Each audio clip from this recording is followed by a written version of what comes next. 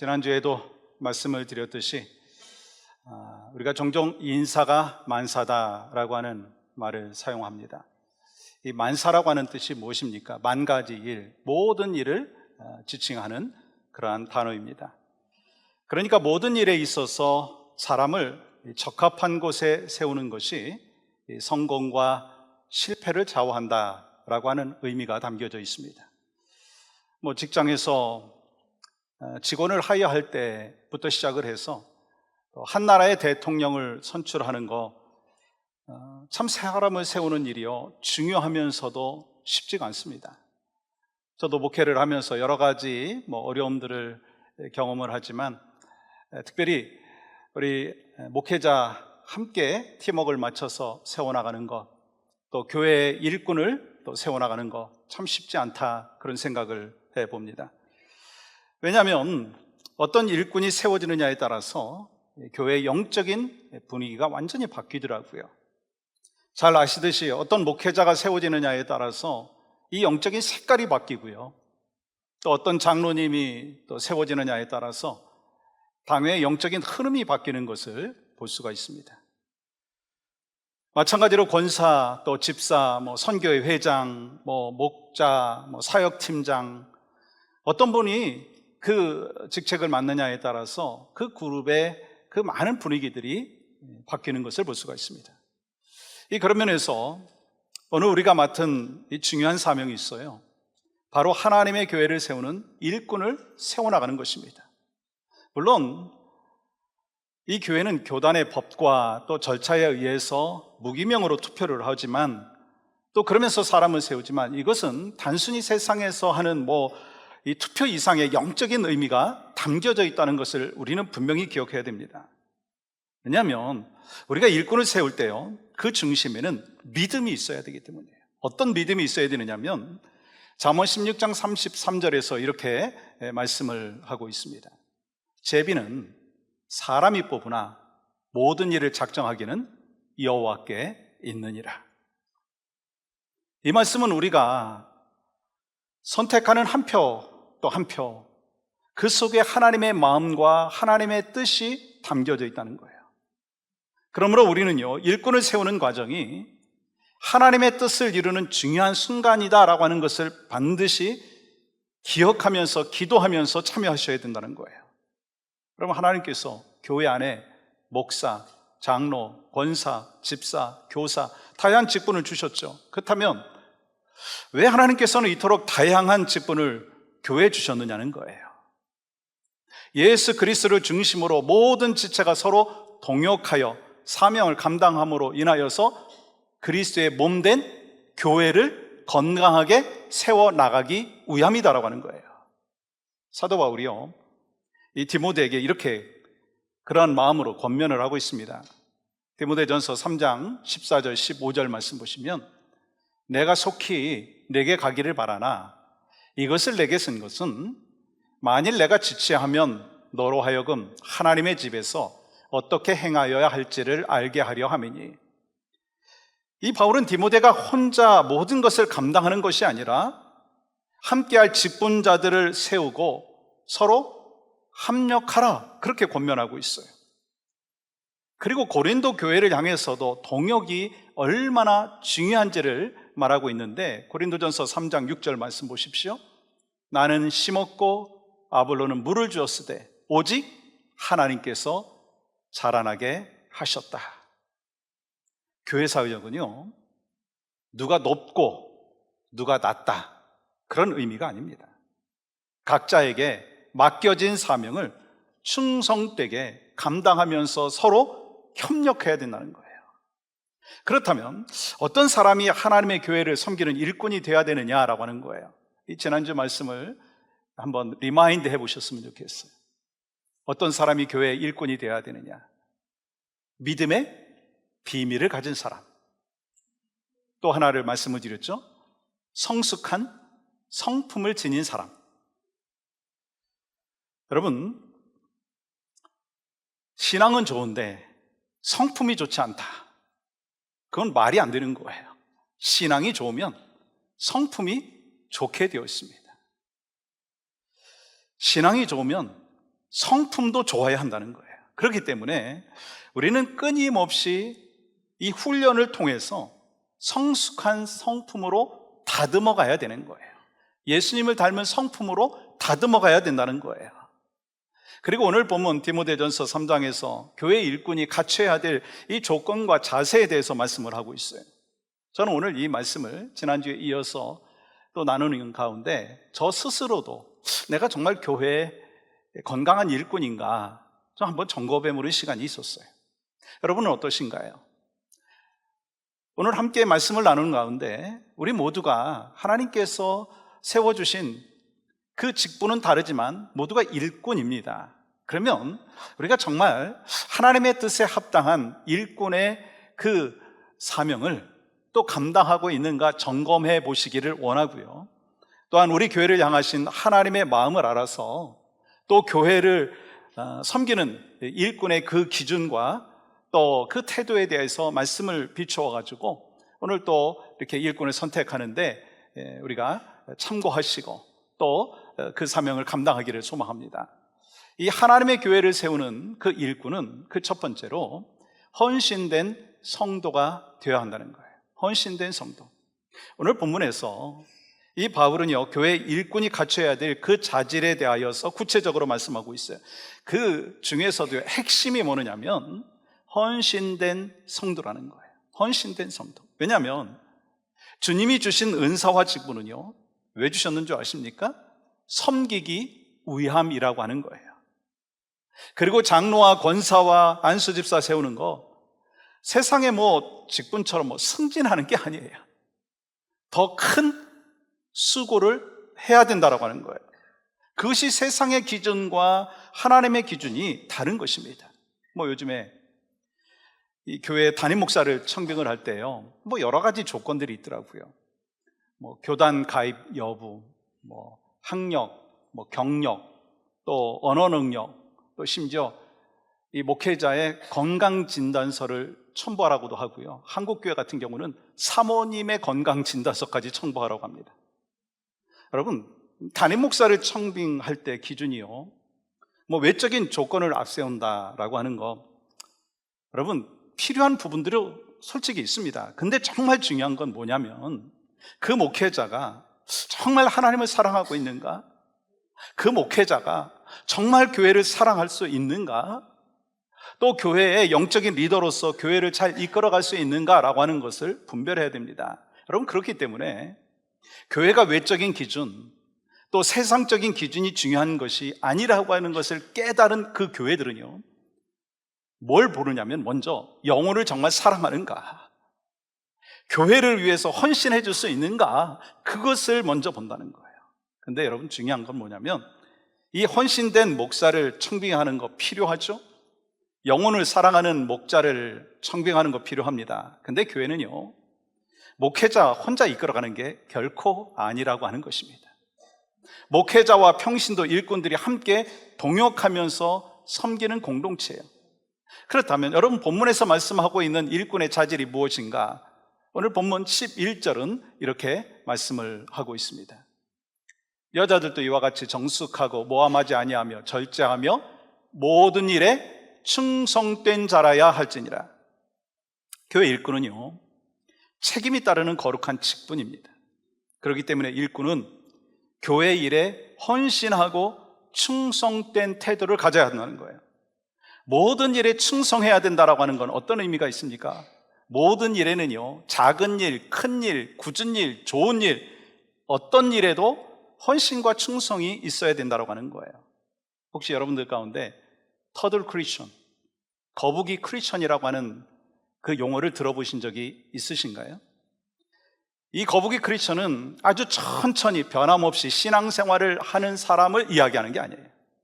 이 터들 크리스천은요, 교회에서 자신에게 이익이 되는 일이 있으면 목을 쑥 뺐다가 어려운 일이나 헌신되는 일이 생기면 아예 목을 들지도 않는다는 거예요.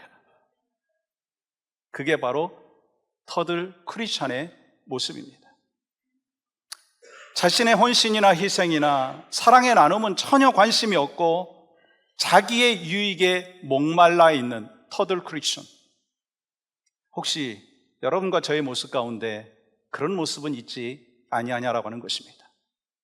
그렇다면 진정한 크리스찬이 어떤 크리스찬입니까? 내 입맛대로 신앙생활하는 게 아니고요, 내 스타일대로 신앙생활하는 것이 아니라 하나님의 뜻대로 해야 된다라고 하는 거예요. 그리고 헌신된 사람은요, 신앙생활하면서도요 프로의식을 갖고 있어요. 프로의식. 여러분, 아마추어하고 프로의 차이가 뭔지 아시죠? 아마추어는요 그냥 취미로 하는 거예요. 여유가 있으면 하고 뭐 없으면 안 하는 거예요. 그래서 뭐 잘해도 그만, 뭐 못해도 그만. 잘하면 좋기는 하지만 뭐 그거 갖고 목숨 걸지 않습니다. 근데 프로는 달라요. 생명 걸고 최선을 다하죠. 그리고 그 결과까지도 책임을 지더라고요. 제가 요즘에 자주 짐에 가거든요. 운동을 하는데 가기 싫을 땐 저 안 가요. 뭐 보통 1시간 좀 넘게 이렇게 운동을 하는데 어떤 때는 뭐 30분도 하고 50분도 해요. 왜냐하면 그 운동이라고 하는 것이 저에게 있어서는요 아마추어이기 때문인 거예요. 근데 목회는 제가 최선을 다하고요, 또한 그 결과까지도 책임을 지려고 해요. 왜냐하면 목회에 있어서 저는 프로이기 때문인 것이죠. 여러분, 마찬가지예요. 신앙생활에서도 프로가 있고요, 아마추어가 있다는 사실 아십니까? 뭐 전문 사역자인 목회자나 뭐 전도사, 그 사람이 프로가 아니라 우리 신앙생활에서 늘 최선을 다하는 사람이 바로 프로 크리스찬이다라고 하는 거예요. 우리의 삶에 닥친 위기를 믿음으로 지혜롭게 풀어갈 줄 아는 사람이 바로 프로 크리스찬이다라고 하는 거예요.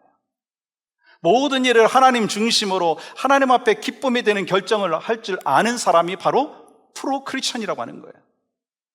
때로는 힘들고 어려운 일을 만날지라도 믿음을 잃지 아니하고 충성된 믿음으로 모든 어려움들을 이겨내가는 사람이 바로 프로 크리스찬이라고 하는 거예요. 저는 소망하는 마음이 있어요.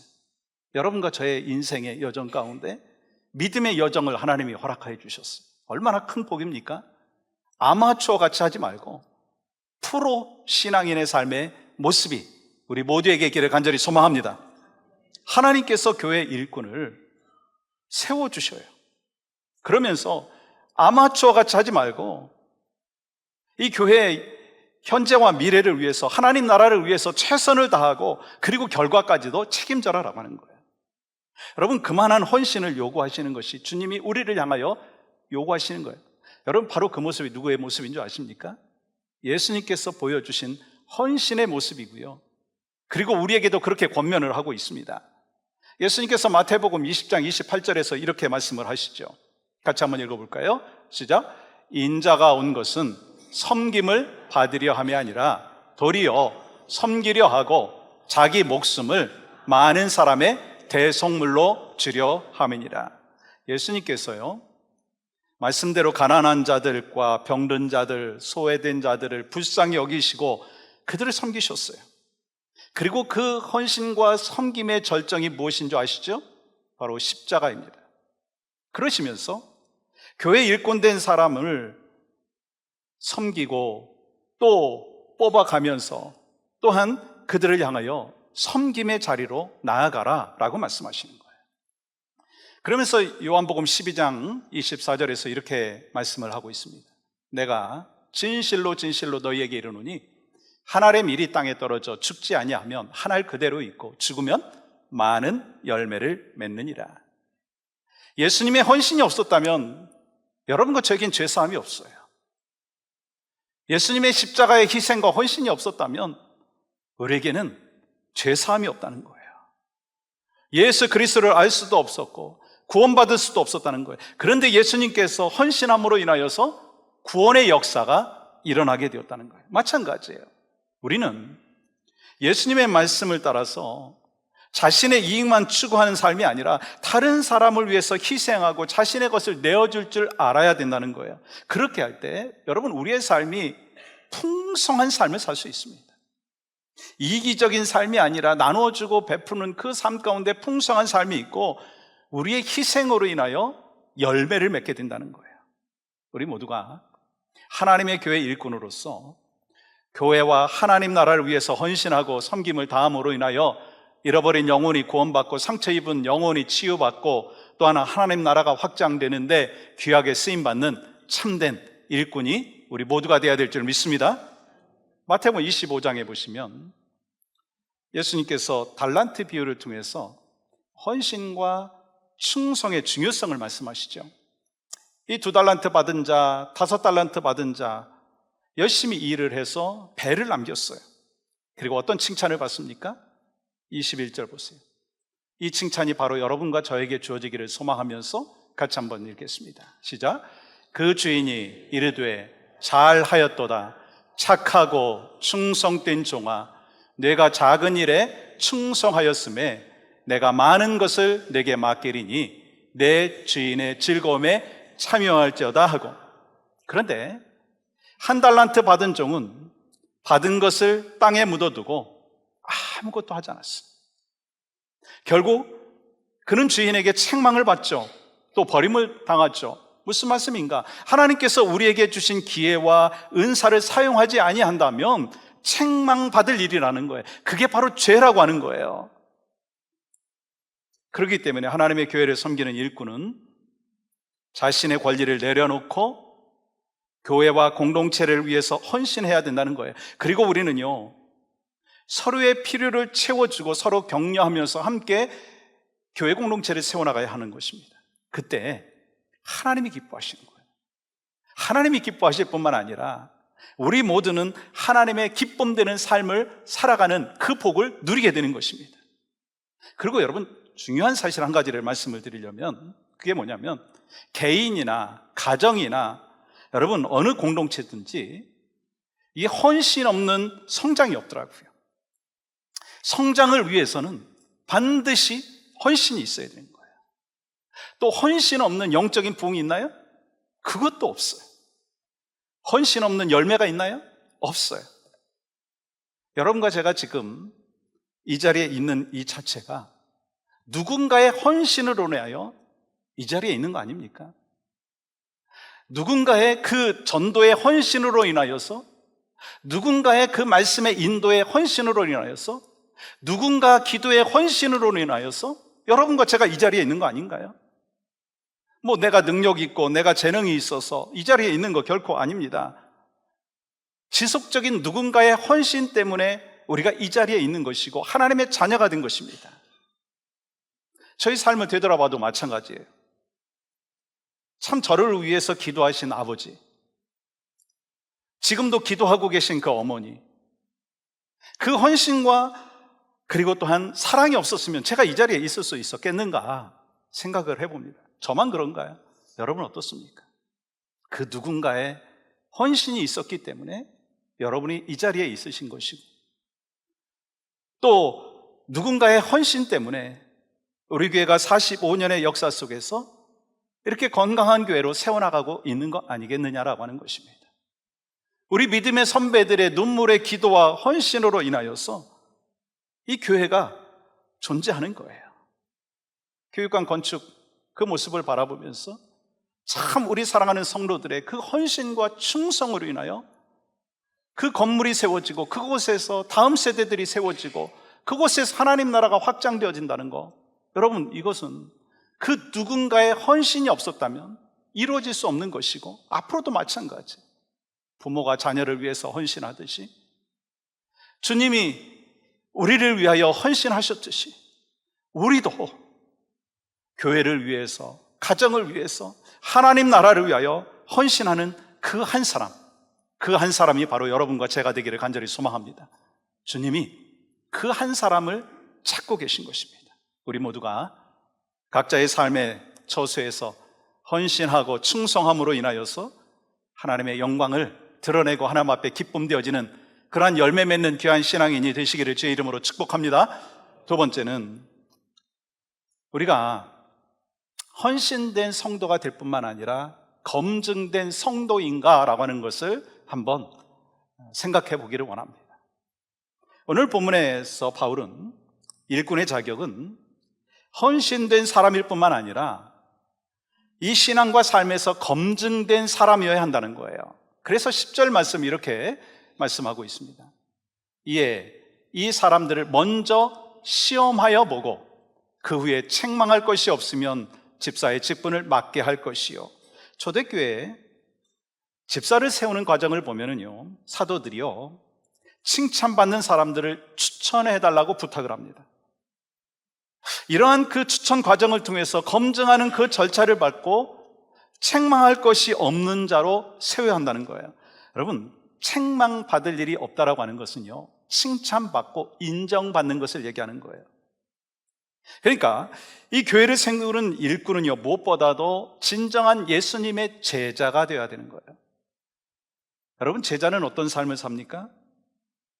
예수님께서 전적으로 순종하고 하나님의 뜻대로 순종의 삶을 사셨듯이 우리도 예수님께서 걸어가신 그 길을 걸어가야 된다고 하는 거예요. 왜냐하면 우리가 순종할 줄 모른다면 다른 사람에게 순종을 요구할 수가 없다고 하는 것입니다. 그러니까 여러분, 교회 일꾼은요, 잠시 잠깐 열심을 내다가 금방 식어져 버리는 그 냄비 신앙이 되면 안 되는 거예요. 또한 바람에 휙 날아가는 갈대 신앙이 되면 안 되는 거예요. 어떤 신앙이 있어야 되겠어요? 오랫동안 그 열심과 헌신이 유지될 수 있는 뚝배기 신앙이 되어야 되는 거예요. 여러분과 제가 갈대 신앙, 냄비 신앙이 아니라 뚝배기의 신앙의 모습이 있기를 소망합니다. 그러므로 일꾼은 이 평상시의 삶과 사역을 통해서 검증된 사람이어야 한다는 거예요. 또한 이 교회 일꾼은요, 책망할 것이 없고 비난받을 일이 없고 신앙적으로 흠이 없어야 된다는 거예요. 왜냐하면 그러한 사람만이 다른 사람에게 좋은 본이 될 수 있기 때문인 것입니다. 그렇기 때문에 예수 그리스도와 복음에 대한 믿음이 확고한지, 진실한 믿음을 갖고 있는지, 책망할 것이 없는지 잘 지켜봐야 된다는 거예요. 그러므로 교회 일꾼은요, 성숙한 믿음과 인격을 갖춰야 되고 다른 사람들에게 본이 되어야 됩니다. 이때 책망할 것이 없다라고 하는 것은요, 완벽한 것을 요구하는 게 아니에요. 여러분, 완벽한 존재는 아무도 없어요. 저도 허물이 얼마나 많은 거 여러분 아시죠?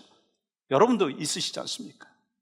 완벽한 것을 말씀하는 것이 아니고 완전한 것을 말씀하시는 것이 아니에요. 완벽하고 완전하신 분은 예수님밖에 없어요. 적어도 교회 일꾼은 다른 사람들에게 덕이 되는 삶을 살아야 된다는 거예요. 비록 완전하지 못하지만 도덕적으로, 윤리적으로 비난거리가 되지 말아야 되고 책망받지 말아야 된다는 거예요. 왜냐하면 그렇게 살아가는 것이 하나님 앞에 기쁨이 되는 거예요. 하나님 앞에 영광이 되는 거예요. 그래서 저도 오늘 말씀을 나누는 가운데 그런 내 자신의 되돌아봄이 있었어요. 여러분은 어떠신가요? 내가 과연 오렌지카운티 영락교회 장로로서, 또 권사로서, 집사로서 정말 내 자신이 정말 검증된 하나님의 백성의 삶의 모습이 있는가? 정말 헌신된 그런 삶의 모습이 있는가? 되돌아보시기를 원합니다. 또한 이 하나님의 말씀의 기준에서 가장 가까운 사람을 오늘 예배 후에 공동회의 하면서 투표하기를 원합니다. 그래서 우리 교회 현재와 미래를 위해서 정말 중요한 일을 하게 되는데, 검증된 하나님의 사람, 참된 일꾼이 바로 선출되어지는 은혜를 통하여 하나님 나라가 더 확장되어지기를 소망합니다. 어느 가난한 마을에 정직한 청년이 살고 있었어요. 그 청년이 참 많이 가난했죠. 또한 하루는 베이커리에서 빵을 사가지고 집에 와서 빵을 먹는데 빵 안에 그 금반지가 있는 거예요. 깜짝 놀라가지고 빵을 팔았던 그 할아버지 빵가게에 가가지고 할아버지한테 물었습니다. 할아버지, 제가 빵을 먹다가 이 금반지를 발견을 했어요. 그랬더니 그 할아버지께서 그럴 리가 없는데, 아니에요, 할아버지 빵가게에서 제가 빵을 사가지고 먹는데 이 금반지가 나왔어요. 이거 할아버지 거 아니에요? 할아버지가 빙그레 웃으시면서 그 금반지 젊은이가 갖게. 그러면서 이런 이야기를 하는 거예요. 젊은이, 보다시피 나는 이제 나이가 많이 들었네. 더 이상 빵가게를 운영할 수가 없게 되었네. 근데 가족이 없으니까 그동안 모아놓은 재산이나 또 이 빵가게 누구에게 넘겨줄까 고민을 하고 있었는데, 그러다가 내가 몇 달 전부터 빵에다가 금반지를 넣었다네. 그런데 지금까지 한 사람도 오지 않았어. 이 빵에 금반지가 있었다라고 하는 것을 한 사람도 이야기하지 않았는데, 청년이 그것을 얘기해줘서 정말 고맙네. 이 가게 청년이 가지세. 여러분, 이야기를 통해서 우리에게 주는 레슨이 뭘까요? 그 청년의 양심과 정직함이 평상시의 삶의 모습이었다는 거예요. 여러분, 그렇다면 우리에게 주시는 레슨이 무엇입니까? 삶의 진짜 모습은요, 아무도 보지 않는데 드러나게 된다라고 하는 거예요. 여러분, 교회 일꾼도 마찬가지예요. 하나님께서는요, 우리의 작은 시험과 검증의 순간들을 통해서 진실한 사람을 세우시는 거예요. 여러분, 그 순간에 신실함을 보인 사람이 하나님의 일을 맡을 자격 있는 사람인 것입니다. 그래서 전 소망하는 마음이 있습니다. 여러분과 저 모두가 매일매일의 삶에서 하나님의 기준에 맞게끔 삶을 살아감으로 인하여 검증된 하나님의 백성이 되기를 간절히 소망합니다.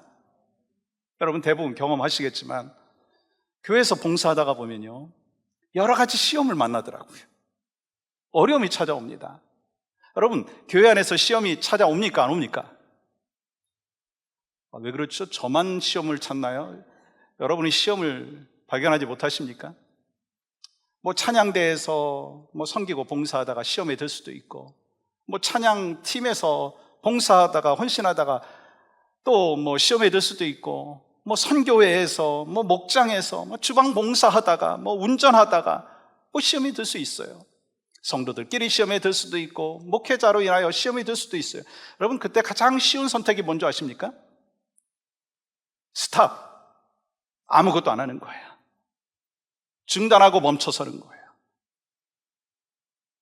그래서 많은 분들이 이제 더 못합니다. 저는요, 교회만 나오겠습니다. 조용히 교회만 나오겠습니다 하는 거예요. 그리고 심지어는요, 교회를 옮기겠다고 협박하는 분들도 계세요. 그런데 그것이 정말 문제를 해결할 수 있는 방법이냐라고 하는 거예요. 아니라는 거예요. 그건 포기하는 거예요. 사탄은요, 우는 사자와 같이 우리를 계속해서 공격해오고 넘어뜨리려고 한다는 거예요. 우리를 쉽게 포기할 수 있도록, 섭섭한 마음을 갖게 하도록 시험한다라고 하는 거예요. 하나님의 일을 중단하게끔 시험한다라고 하는 거예요. 근데 우리는 포기하지 말아야 되죠. 여러분, 하나님의 일꾼은요, 어떤 시험과 유혹에도 이길 수 있는 담대함이 있어야 되는 거예요. 여러분, 그거는 내 힘으로 할 수 없습니다. 저에게 찾아오는 시험, 여러분에게 찾아오는 시험, 그 유혹과 시험, 우리 힘으로 감당할 수가 없어요. 그럴 때마다 우리는 뭐 합니까? 주님 앞으로 나아가는 거예요. 꼬꾸라치는 거예요. 하나님, 내가 이 시험에 들어서 상처가 있고 어려움이 있습니다. 어찌하겠습니까? 하나님의 뜻이 무엇입니까? 그러면서 기도로 나아가는 거예요. 또 말씀을 펼치는 거예요. 그때 성령님께서 도우셔서 내 마음을 치유하시고 회복시켜 주시는 거예요. 그래서 우리는 어떤 순간 속에서도 말씀으로 돌아가고 기도로 돌아가야 되는 거예요. 연약한 우리를 도우시는 성령님께 내 삶을 의지해야 됩니다. 그때 하나님께서 우리의 삶을 회복시켜 주시는 줄 믿습니다. 또한 지난주에 말씀드렸듯이 하나님의 일꾼은 받을 상급이 있다고 분명히 약속해 주셨어요. 우리가 이 땅에서 수고하고 충성하고 헌신하고 주 앞에 모든 것을 의탁하였을 때 하나님께서 우리에게 분명히 상급에 대해서 약속하여 주셨어요. 13절 말씀 보세요. 집사의 직분을 잘한 자들은 아름다운 지위와 그리스도 예수 안에 있는 믿음의 큰 담력을 얻느니라. 아름다운 지위라는 게 뭐죠? 세상의 권력이나 명예를 의미하는 게 아니지 않습니까? 하나님과 사람들 앞에서 받는 신뢰와 존경과 그리고 신앙의 영향력이에요. 여러분, 스테반 집사님을 우리는 기억하지 않습니까? 7 집사님 중에 한 분이에요. 믿음과 지혜와 성령이 충만했습니다. 그래서 예루살렘 교회 많은 사람들이 그를 존경했어요. 그가 선포하는 말씀, 그가 전도하는 그 복음의 증거를 통해서 많은 영혼들이 주님 앞으로 돌아왔어요. 결국 그는 어떻게 되었어요? 순교자가 되었습니다. 그렇기 때문에 세상적으로 보면은요, 비극적인 모습이지만 그의 믿음은 초대교회에 큰 영향력을 끼치게 되었다는 거예요. 여러분과 저의 삶의 모습이 그 모습이 되기를 소망합니다. 또 믿음에 큰 담력을 얻는다고 말씀하셨어요.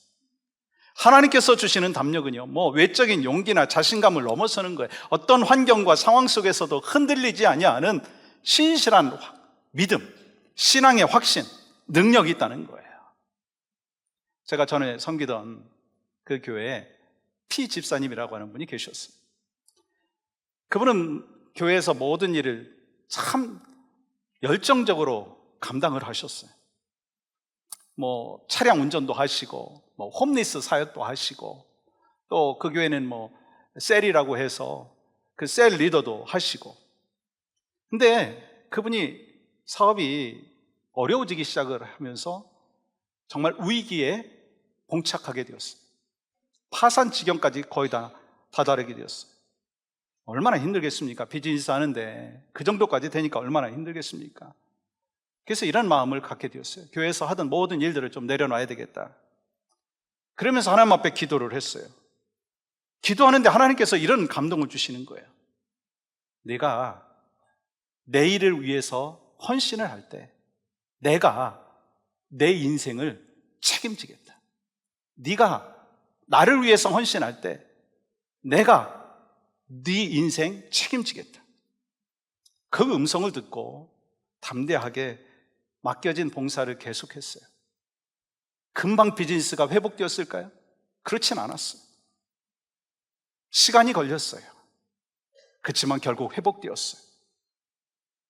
그는 오히려 그 과정을 통해서 믿음이 더 깊어지고, 그러면서 그 집사님이 했던 그 말이 참 저한테 지금도 기억에 남습니다. 제가 얻은 가장 큰 복은 사업의 성공이 아닙니다. 저에게 가장 큰 복은 사업이 다시 회복된 게 아닙니다. 그 어려움을 통해서 끝까지 하나님을 신뢰하게 된 것입니다. 그 피 집사님의 그 신앙의 고백이 저는 제 고백이 되기를 원해요. 여러분의 고백이 되시기를 주님의 이름으로 간절히 축복합니다. 사랑하는 여러분, 교회 일꾼 되고 교회 직분을 감당하는 거, 여러분 그 과정을 보니까요, 예수님을 닮아가는 과정이더라고요. 다듬어지는 과정이에요. 우리는 봉사를 통해서 더 겸손해지고 더 낮아지고 하나님의 은혜를 경험하게 되는 거예요. 여러분, 이러한 삶을 살 때 하나님으로부터 우리는 신뢰를 받고 사람들로부터 신뢰를 받고 믿음이 더 견고해지고 하나님의 복을 경험하는 거예요. 그렇기 때문에 아름다운 지혜와 믿음의 담력은 하나님께서 일꾼들에게 허락하여 주시는 축복입니다. 이것은 눈에 보이는 세상의 성공과 다를 수 있지만 하나님 나라에서 가장 가치 있는 거예요. 여러분과 제가 아주 작은 일이지만 그것을 했을 때 하나님이 주시는 그 복이 있다라고 하는 것을 분명히 믿었으면 좋겠어요. 예수님께서는 마태복음 25장 40절에서 이렇게 말씀을 하셨어요. 같이 말씀 읽겠습니다. 시작. 내가 진실로 너희에게 이르노니 너희가 여기 내 형제에게 지극히 작은 자 하나에게 한 것이 곧 내게 한 것이니라 하시고. 우리의 작은 섬김도 예수님께서 반드시 기억하신다는 거예요. 아니, 기억하실 뿐만 아니라 반드시 귀한 상급으로 채워주신다는 거예요. 여러분, 그것이 바로 일꾼의 사명을 감당했을 때 주시는 하나님의 복입니다. 여러분과 저에게 교회 일꾼으로서 교회를 섬기는 가운데, 사명을 감당하는 가운데 이 땅에서도 하나님의 복을 받고 하나님 나라에 가서 하나님이 주신 그 복을 마음껏 누리고 경험하는 그 은혜와 복이 우리 모든 사랑하는 성도들의 가정과 생활 가운데, 가문 가운데 있기를 주님의 이름으로 간절히 축복합니다.